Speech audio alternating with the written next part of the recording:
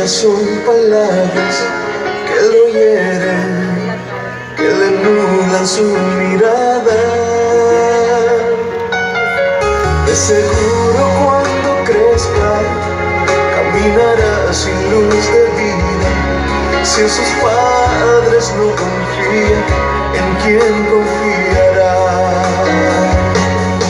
Más que una lágrima de un niño, poco a poco tú apagas una esperanza, un pequeño corazón. Serás tú quien cargue culpas, detén tu furia, estás a tiempo, abrázate a Dios.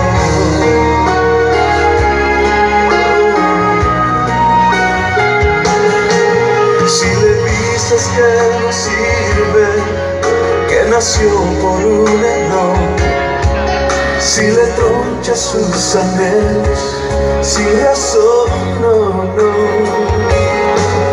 De seguro cuando crezca será alguien maltratante, nada distinto a lo que eres tú.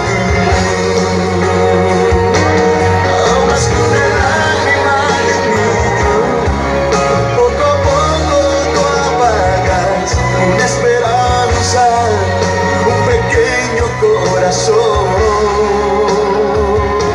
Serás tú quien cargue culpas, detén tu furia.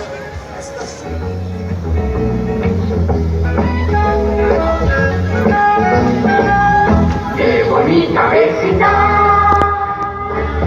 ¡Qué bonita vecindad! Es la vecindad del Chavo. No valdrá muchos centavos. ¡Qué linda de verdad! Mi nombre es el Chavo. Toda mi ropa es un auténtico remiendo. A veces no me lavo y hago maldades, pero sin querer queriendo. ¡Qué bonita vecindad! ¡Qué bonita vecindad! Es la vecindad del Chavo. No valdrá muchos centavos. ¡Qué vecindad de verdad! Y me también la niña, que es más traviesa, juguetona y habladora. Se llama Lindrina, y las rodillas se le doblan cuando llora. ¡Qué bonita vecindad!